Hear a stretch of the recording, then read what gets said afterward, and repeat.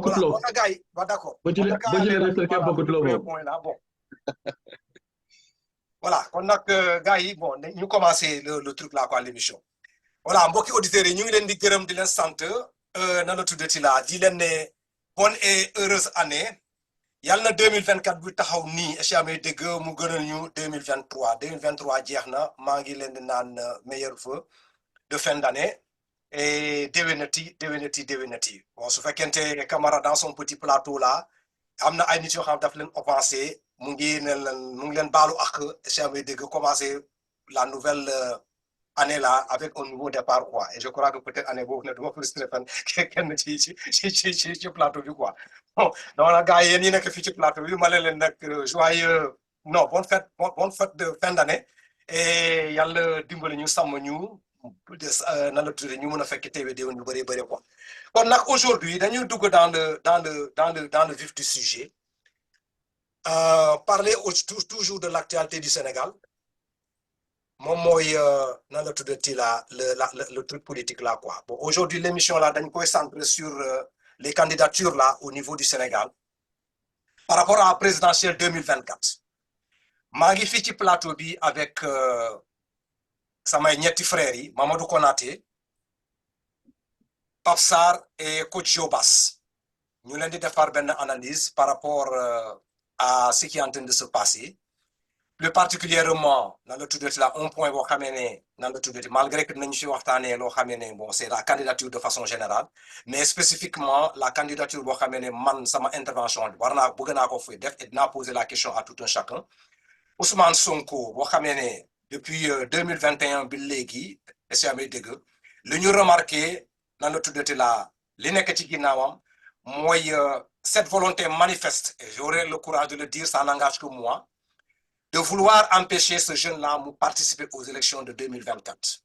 Bon, toutes les météos ont passé ici, les gens ont donné leur point de vue, certains ont attesté qu'Ousmane Sonko, à la coulée Aline, il ne sera pas partie des élections.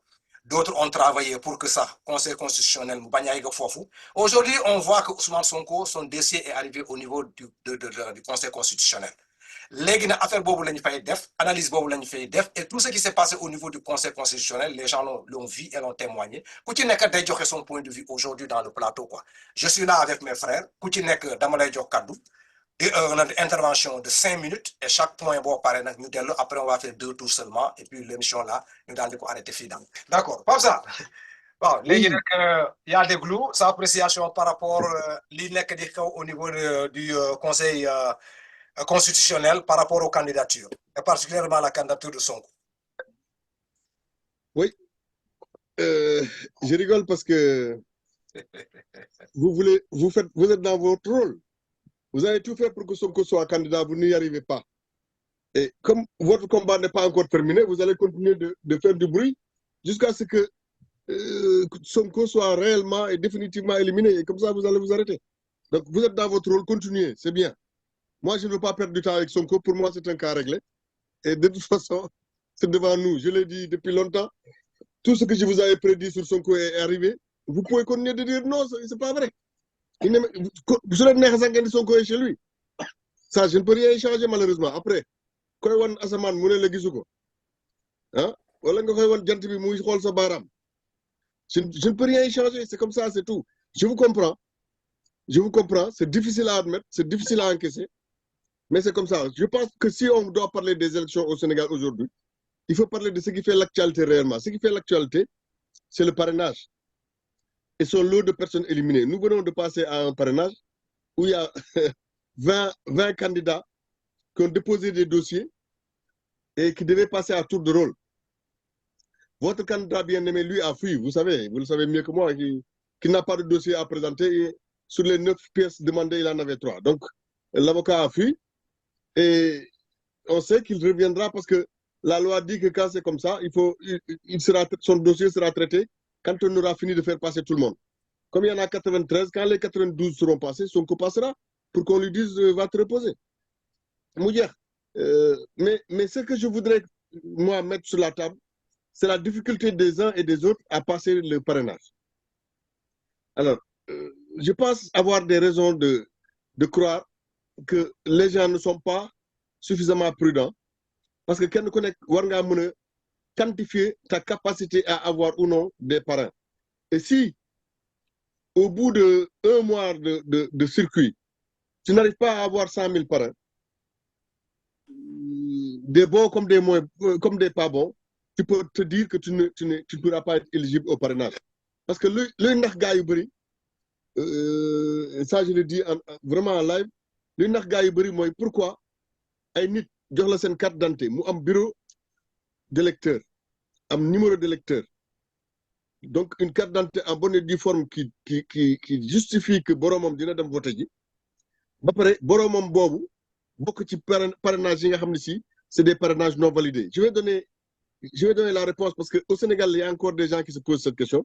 Je vais leur dire ce que c'est. C'est très simple. Vous n'êtes dans le fichier électoral que quand vous avez déjà voté une fois, au moins une fois. Sinon, vous n'êtes pas dans le fichier. Le fichier de référence, c'est le fichier qui contient les gens qui ont déjà voté. Alors, si quelqu'un, entre-temps, n'a jamais voté et va se faire une carte d'identité avec une carte d'électeur, c'est un électeur valable, mais ce n'est pas un parrain valable. Et je fais exprès de profiter de son antenne pour dire ça parce que j'ai vu de grandes personnalités se poser cette question-là, alors que pour moi, c'est des gens qui ont tout compris. Ils n'ont pas compris que le fichier électoral, c'est le fichier qu'il y a après qu'on ait fait les élections.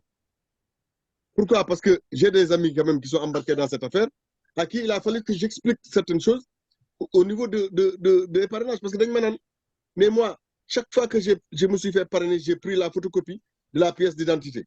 Après avoir regardé la pièce d'identité, j'ai pris la photocopie pour pouvoir faire ça, la tête tranquille chez moi. Et malgré ça, ces gens-là passent au parrainage pour qu'on leur dise, pour s'entendre dire que leurs parrains ne sont pas bons. J'ai même fabriqué sur Excel une petite requête qui va aller vérifier si la personne qui te parraine, son numéro est dans le dernier fichier électoral ou non. Et il n'y a que le dernier fichier électoral qui compte. Donc, celui qui veut se baser sur un fichier électoral pour faire des parrainages doit utiliser le dernier fichier électoral, donc celui des législatives. Et ceux qui sont dans ce vivier électoral-là, c'est là, s'ils te parrainent, ton parrainage est bon. Dans quel cas, le parrainage n'est pas bon si malheureusement tu passes après l'autre personne. Mais lolo, c'est un truc que tu ne peux pas contrôler. C'est toi qui as eu la bonne formule, Bakary, tout à l'heure, en disant, moi, je ne veux me concentrer que sur des choses que je maîtrise. Mais quand on est candidat à l'élection présidentielle, il faut aussi pouvoir se concentrer en termes de parrainage sur les choses qu'on peut maîtriser. Les choses qu'on peut maîtriser, c'est que je décide que sur mon fichier de parrainage, il n'y aura que des gens qui sont sur le dernier fichier. Et s'il n'y en a pas suffisamment, moi-même, avant d'aller au Conseil constitutionnel, je vais chercher à les compléter. C'est comme ça que les choses marchent. Et malheureusement, aujourd'hui, sur 20 candidats, il n'y en a que 3 qui sont admissibles.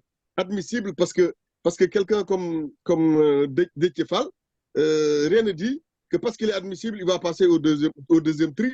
Parce qu'au deuxième tri, on va voir sa candidature pour voir s'il est en règle avec l'administration, s'il n'est pas incompatible, si son casier est vierge. Et à ce niveau-là, le mec aura des soucis et il risque d'être recalé.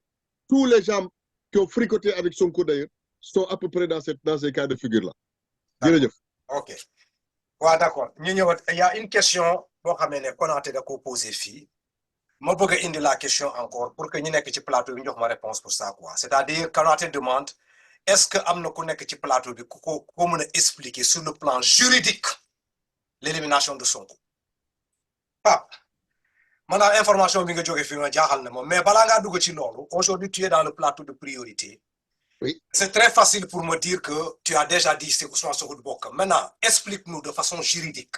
Loo xam ne Ousmane Sonko du bokk ci élection yi quoi. Loolu laa bëgg. Après nga ñëw dugg dans kii bi daal li nga expliquer tout de suite parce que moi je n'arrive pas à comprendre. Une personne boo xam ne dafa bind ñu jox ko une carte d'identité nan la tudd si la comment on l'appelle encore là valable ba pare te nga ne il faut mu voter pour mun a bokk ci fichier électoral bi.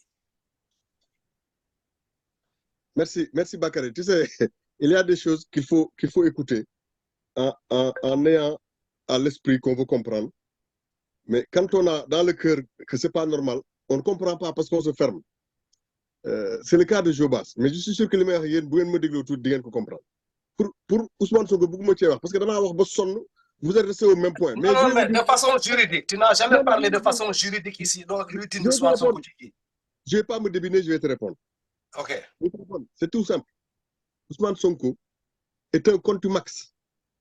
Et depuis le moment où il est contumax, l'État le traite comme un contumax. Donc, il a la xam nga luy contumax mooy koo xam ni tu subis toutes les déchéances possibles. À part celles qui te sont conférées, les plus basiques, qui sont conférées par la Charte des droits de l'homme et du citoyen.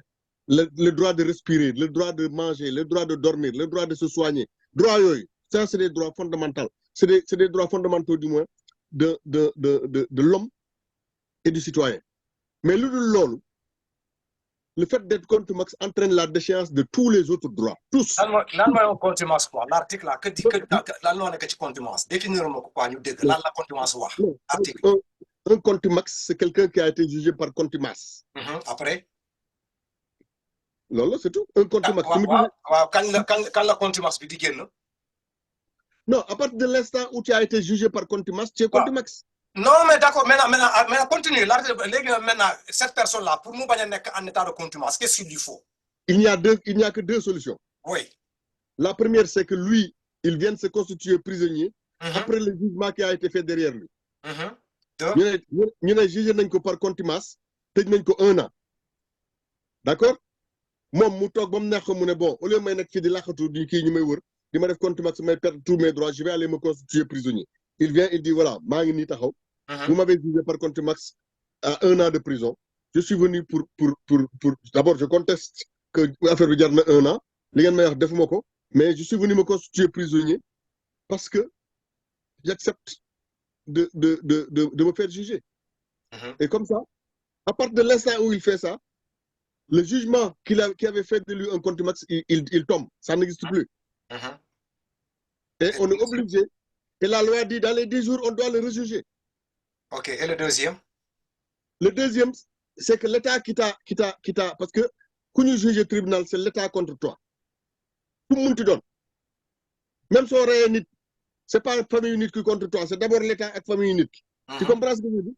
Donc, l'État, bien sûr, moi le condamné par contumace. Moi, je le pour lolo, pour l'une dan. Tu comprends? Article waxul état bi wër la de. Article lan la wax? Non. Non, deuxième point, est-il arrivé à être arrêté? L'article va presser ñu wër la de. L'article nga liral mako. Arrêté pour la procédure en question. C'est ça la vérité. C'est pas arrêté. Loolu nekkul ci article bi. Loolu duñ ci d'accord. Mag yow duñ ci d'accord dama la. Ça ne s'enlève dama laaj dama lay wax sama xalaat. Tu peux croire comme ne pas croire. Ça ne change rien. Dama lay wax li ma gëm man ak li nekk ci texte bi loolu laa gëm yow mën ngaa gëm leneen man dama lay wax li ma gëm. li nga lire lan la parce que da nga tudd ça se trouve pas dans le texte. li ma lire gëm ko ba pare dégg juriste bu jàng bu xam bu agrégé bu wax ma ko mooy état bi la condamné bu dee mi ngi lay wër pour les faits de cette condamnation heure bu la gisee rek sa contumax jeex na parce que bu la jàppee rek contumax bi jeex na parce que looloo tax mu lay wër mais bu la jàppee pour leneen ça ne compte pas.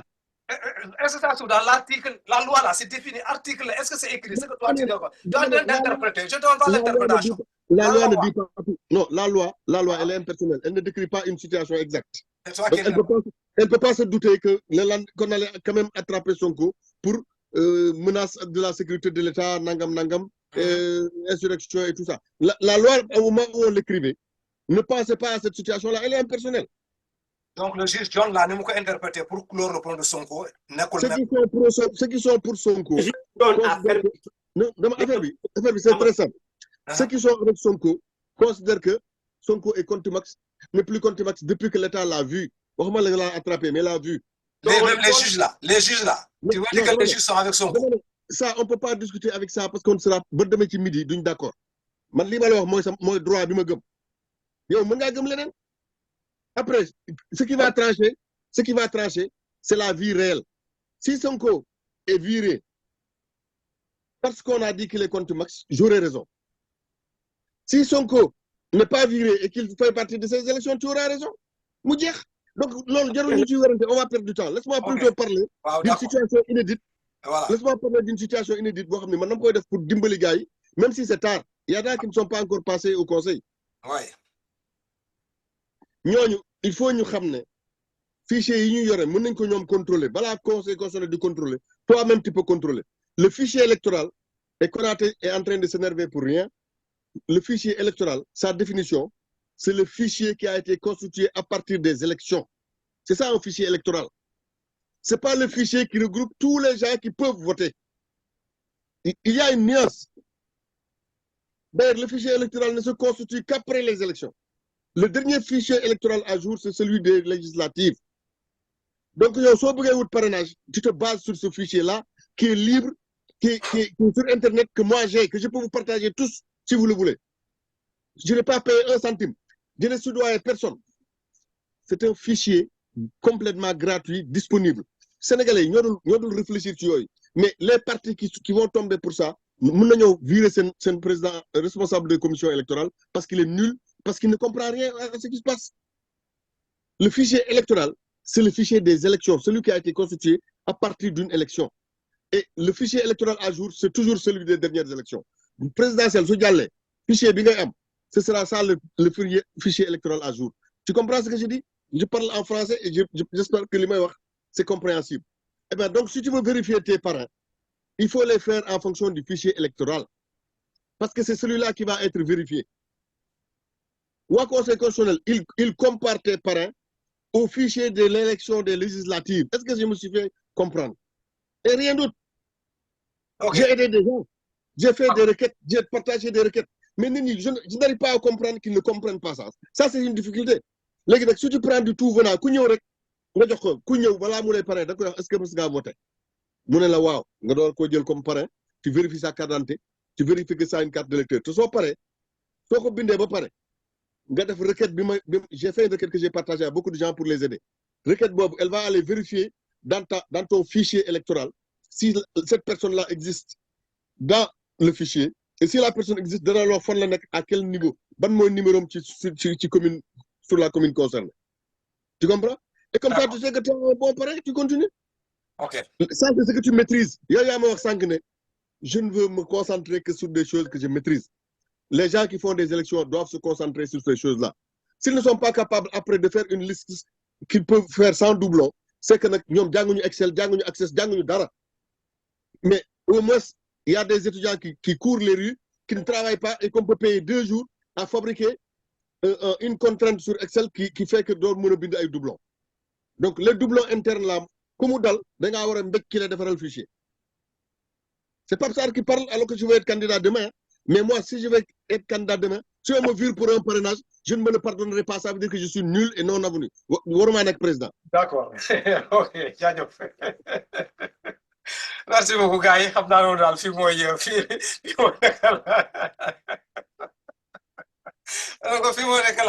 la fin de l'émission, quoi. Mais les gars, bon, continue comme vous dites, c'est là, quoi. Ban titre la mayonnaise, quoi.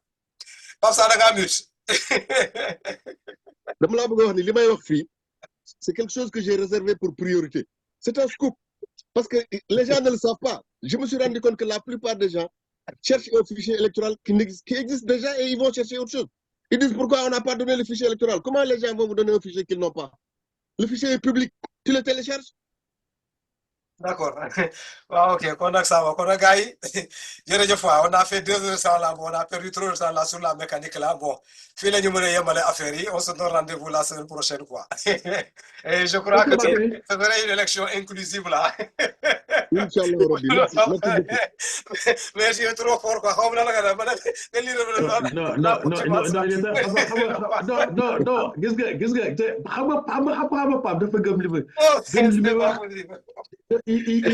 dit qu'il croit à ce qu'il dit. Moi, personnellement, je crois à ce qu'il dit. Mais par contre, Ben a fait d'affaires.